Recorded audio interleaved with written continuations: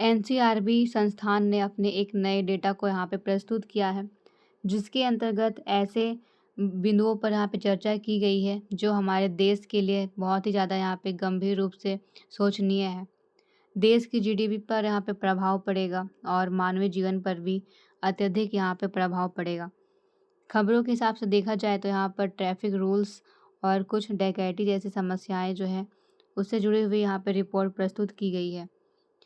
546 व्यक्ति ऐसे हैं जो प्रतिदिन ट्रैफिक एक्सीडेंट के कारण यहाँ पर मौत के कगार पर पहुँच जाते हैं और इसका कारण है असंतुलित ट्रैफिक रूल्स। भारत में ट्रैफिक रूल्स को यहाँ पे देखा जाए तो उसका एक निश्चित तरीके से यहाँ पे फॉलो नहीं किया जाता है और यहाँ पे जितने भी वाहन चालक हैं वे अपनी स्पीड को यहाँ पे नियंत्रित नहीं कर पाते हैं और अंततः यहाँ पे लोगों की मृत्यु हो जाती है। इस प्रकार यहाँ पे कुछ रिपोर्ट जो है वो यहाँ पे प्रस्तुत किए गए हैं एनसीआरबी के द्वारा। जैसे कि यहाँ पर सबसे पहला रिपोर्ट अगर देखें तो सड़क दुर्घटना से जुड़ी हुई है, जिसमें प्रतिदिन 546 लोगों की यहाँ पे मृत्यु जो है वो यहाँ पे होती है। फिर दूसरा रिपोर्ट यहाँ पे शहर में लापरवाही के कारण कमी आई है मौतों में, तो इसको बारे में भी यहाँ पे प्रस्तुत किया गया है। फिर तीसरे नंबर में दिल्ली में महिलाओं और बुजुर्गों के खिलाफ यहाँ पे मामले जो है वो बहुत ही ज़्यादा दर्ज हो रहे हैं, तो इन सारे आंकड़ों को यहाँ पे एनसीआरबी के द्वारा प्रस्तुत किया गया है। सबसे पहले अगर हम लोग बात करें दुर्घटनाओं के बारे में तो उसमें रेलवे क्रॉसिंग दुर्घटना सबसे आगे में है, सबसे शीर्ष में है और इसमें कुछ ऐसे राज्य हैं जो अपने शीर्ष स्थान पर पहुंच चुके हैं ऐसी घटनाओं में। जैसे उत्तर प्रदेश, जहां पे रेलवे क्रॉसिंग से जुड़े हुए घटनाएं बहुत ही ज़्यादा है। पश्चिम बंगाल, उसके बाद फिर केरल। अगर आंकड़ों के हिसाब से देखें तो यहाँ पर 2024 में यहाँ पे 1.99 लाख लोगों की यहाँ पे मृत्यु जो है वो हुई है।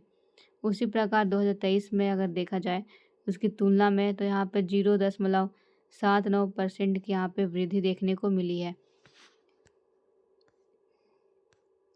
लापरवाही के कारण मौतों में कमी आई है, जैसे कि 2024 में यहाँ पर 2000 थी, लेकिन फिर 23 में देखा जाए तो यहाँ पर 2242 है।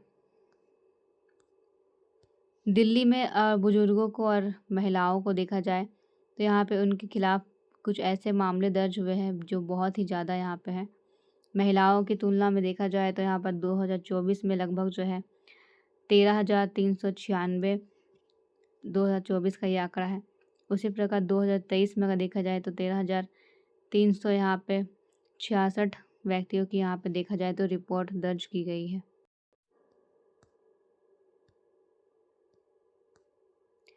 बुजुर्गों में अगर आंकड़े को देखा जाए तो यहाँ पर 1200 यहाँ पे 67 है, लेकिन अगर इसकी तुलना अगर 2024 से किया जाए तो यहाँ पर कुछ ऐसे हैं जैसे कि 32,602।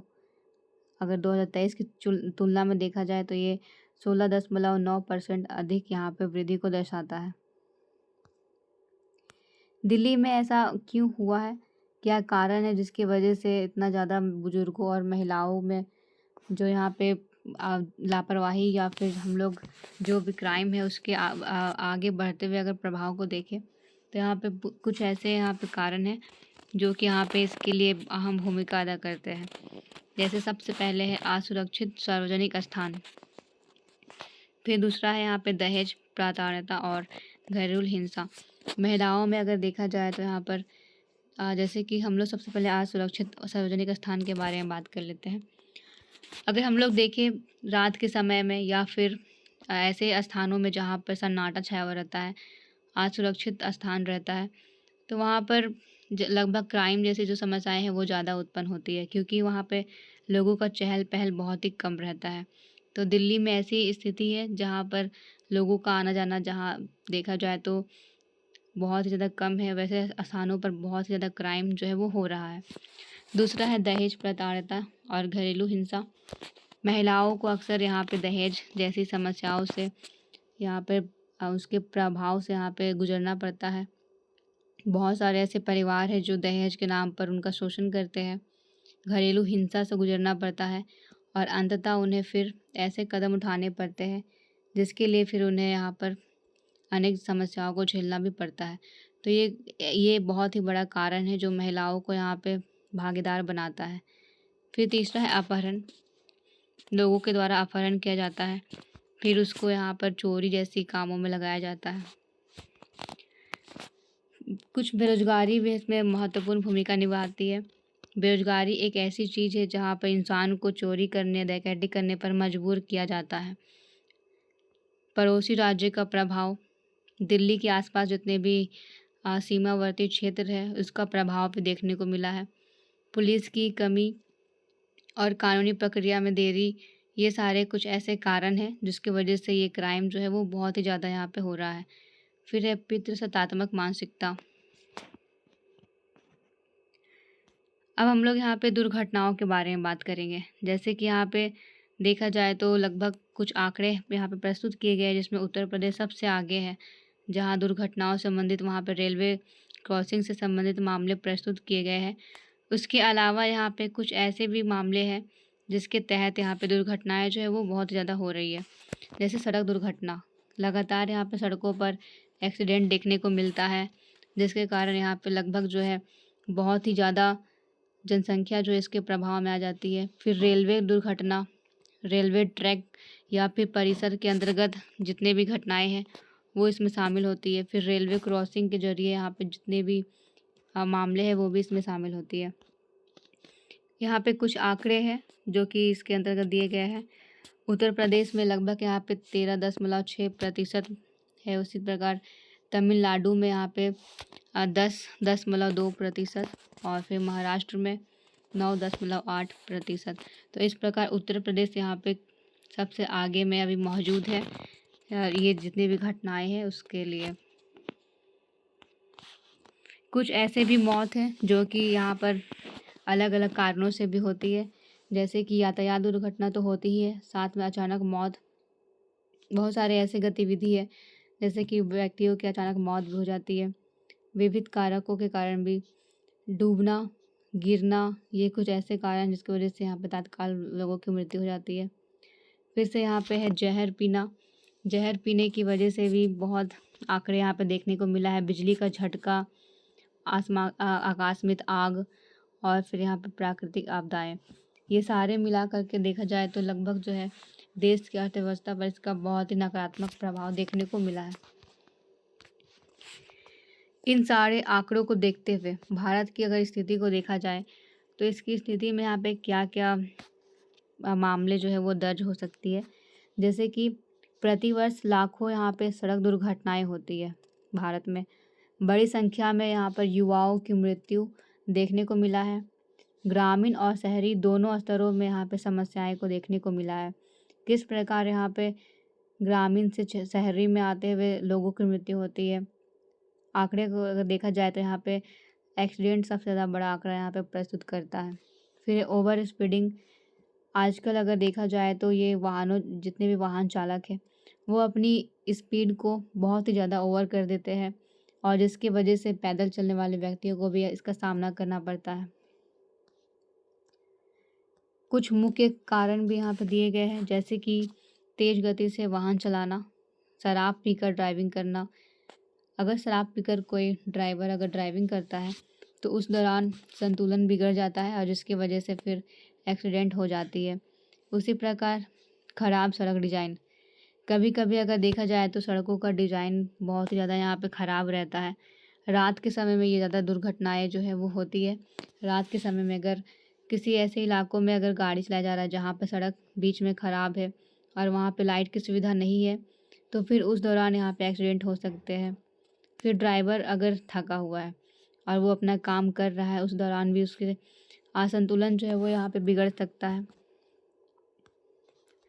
इन सारे समस्याओं को देखते हुए सरकार ने यहाँ पे कुछ पॉलिसीज को निकाली थी और उसके तहत यहाँ पे निकालने का अगर सबसे बड़ा उद्देश्य देखा जाए तो वो था ये इन सारे जितने भी दुर्घटनाएं हैं उससे यहाँ पे बचना।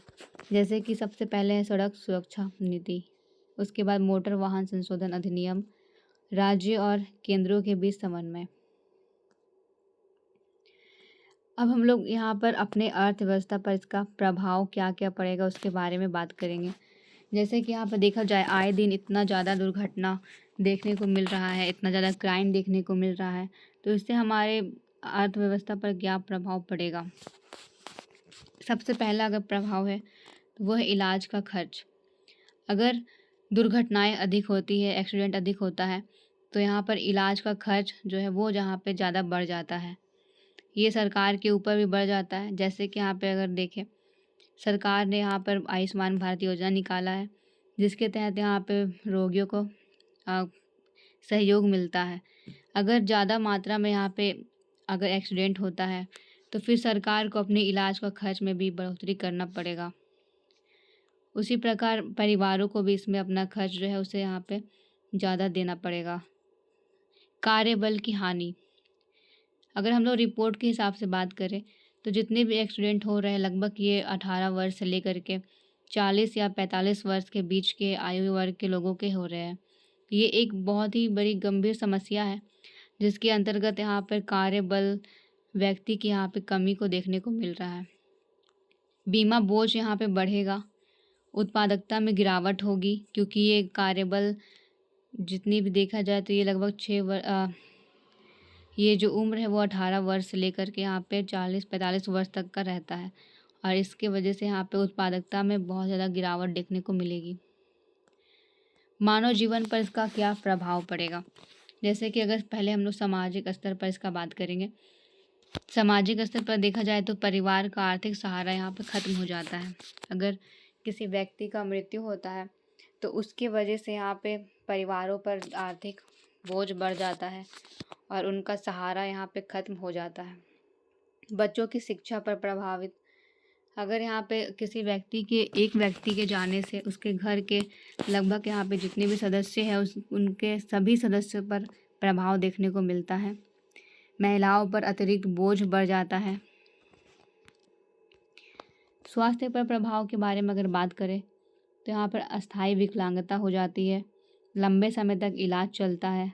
मानसिक तनाव, जैसे कि अगर दुर्घटनाएं होती है तो लगभग यहाँ पे ऐसा नहीं है कि हर दुर्घटनाओं में व्यक्ति की तत्काल मृत्यु हो जाए। कभी कभी ऐसा होता है कि व्यक्ति का इलाज लंबे समय तक चलता है, जिसके कारण यहाँ पे आर्थिक संपत्ति यहाँ बोला जाए तो उसकी यहाँ पे बढ़ोतरी जो है वो यहाँ पे बढ़ते जाती है, और लगभग जितने भी मिडिल क्लास फैमिली है इसका यहाँ पे भार नहीं उठा पाते हैं। मानसिक तनाव उत्पन्न हो जाती है और अंत में बहुत ज़्यादा ही तनाव जो है वो उत्पन्न हो जाती है। कभी कभी ऐसा होता है कि दुर्घटना हो जाने के कारण व्यक्ति के हाथ पैर टूट जाते हैं या फिर शरीर के कुछ ऐसे अंगों को यहाँ पे नुकसान जो है वो पहुँच जाता है, और उसके कारण फिर अस्थायी रूप से विकलांगता का रूप यहाँ पे उन्हें मिल जाता है। तो स्वास्थ्य पर भी इसका प्रभाव यहाँ पे बहुत ही ज़्यादा पड़ता है। युवाओं पर प्रभाव, जैसे कि अगर ये जितने भी एक्सीडेंट होते हैं, ज़्यादातर आयु अगर देखा जाए तो 18 वर्ष से लेकर के 45 वर्ष की आयु के ही नाम यहाँ पे शामिल किए गए हैं। और ये एक सबसे बड़ी सोचने की ये बात है कि ये देश की सबसे बड़ी उत्पादकता आबादी होती है, और इसके वजह से यहाँ पे उत्पादकता में प्रभाव देखने को मिल रहा है।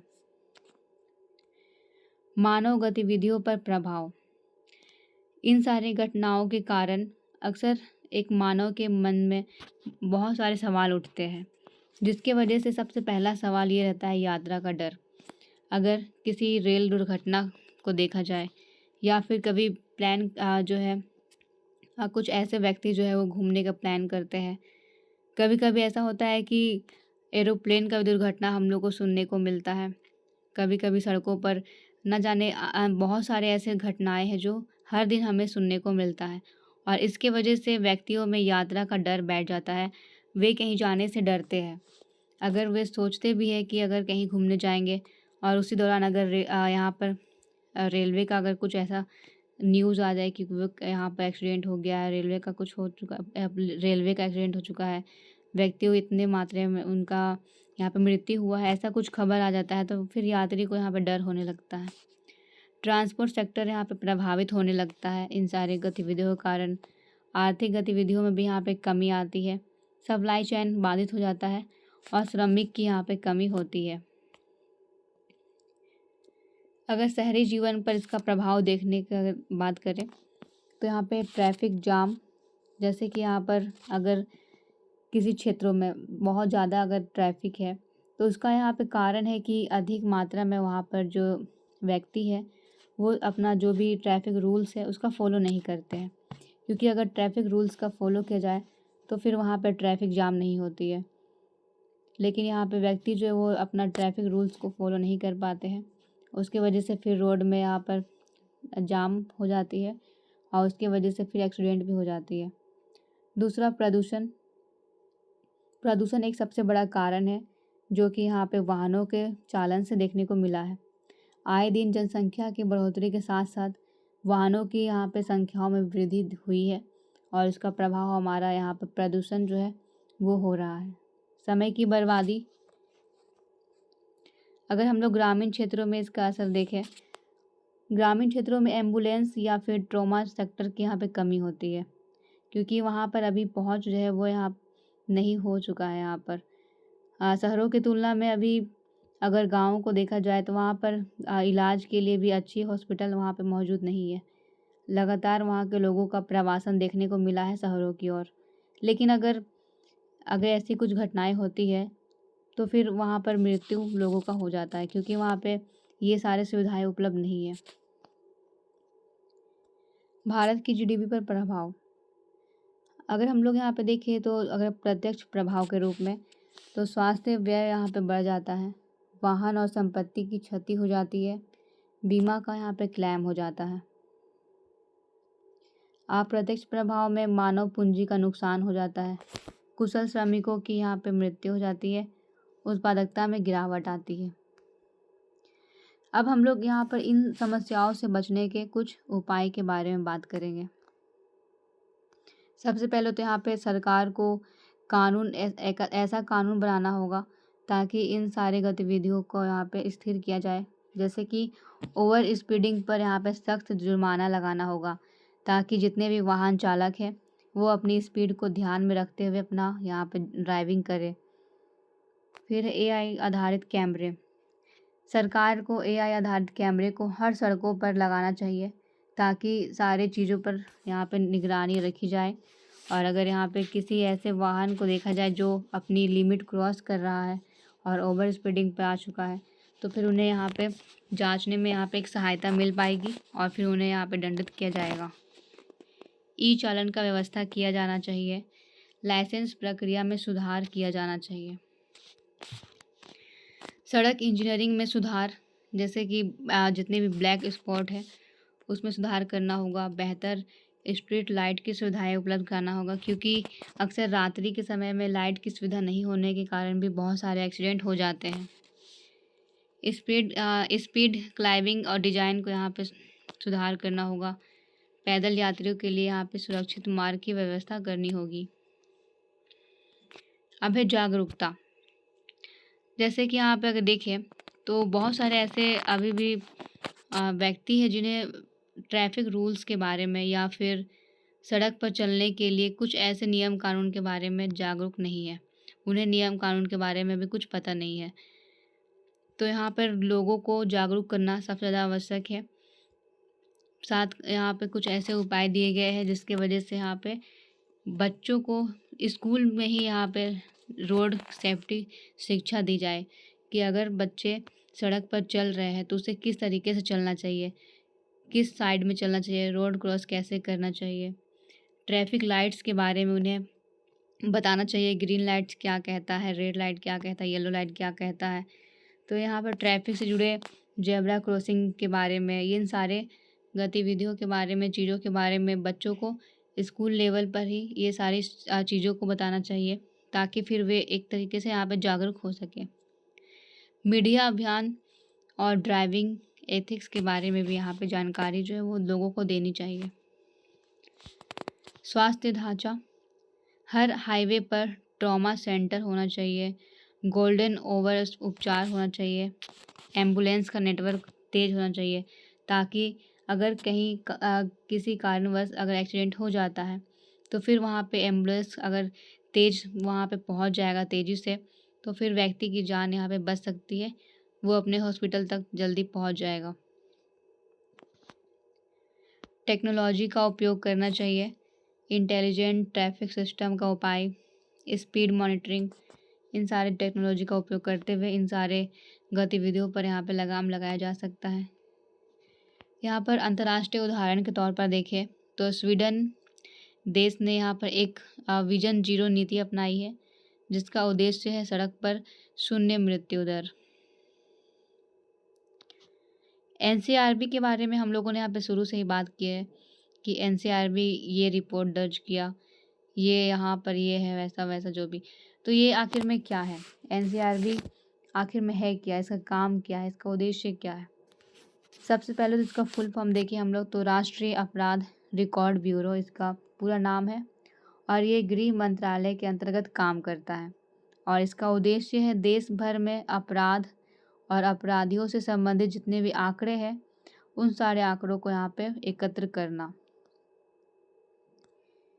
अब हम लोग एक निष्कर्ष की ओर यहाँ पे बढ़ चुके हैं, जहाँ पे सड़क दुर्घटना केवल दुर्घटना नहीं बल्कि शासन नागरिक जिम्मेदारी है और विकास मॉडल की परीक्षा है, जहाँ पर यदि भारत को एक विकसित राष्ट्र बनाना है तो सड़क सुरक्षा को यहाँ पे स्वास्थ्य, अर्थव्यवस्था और मानव जीवन के केंद्र में रखना होगा, ताकि यहाँ पे एक कुशल व्यवस्था हो सके और भारत अपना एक जो विकसित राष्ट्र है उसकी ओर आगे बढ़ यहाँ पे बढ़ सके।